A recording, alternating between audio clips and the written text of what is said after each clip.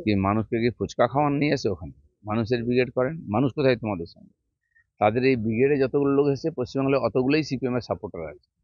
সেজন্য না এমএলএ না এমপি কিছু জেতার সম্ভাবনা নেই। এটা একটা বার্ষিক ওই একসঙ্গে যেমন দুর্গাপূজা কালী পুজো হয় ওদের একটা ব্রিগেড হয়, খাওয়া দাওয়া গল্প হয়, দেখা হয় সবার সঙ্গে, বাকিরা তো বেরোয় না কেউ।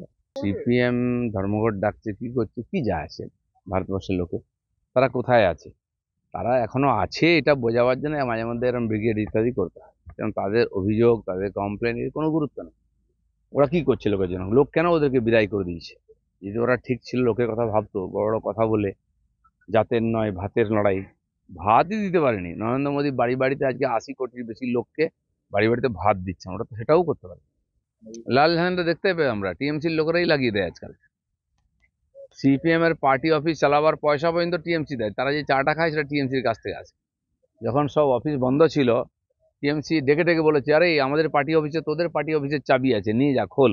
তারপরে 100 দিনের কাজের লোক দিয়ে ঝাড়ু মেরে দিয়েছে পার্টি অফিস, তারপরেও লোক আসে না। বলছে লোক আসছে না, বলে টাকা, চা খাওয়ার টাকাটাও নিয়ে নেয়, সেটাও তোলাবাজির টাকা। এই দিয়ে সিপিএম কে বাঁচিয়ে রেখেছেন, ওই সেলাইন দিয়ে কতদিন বাঁচবে?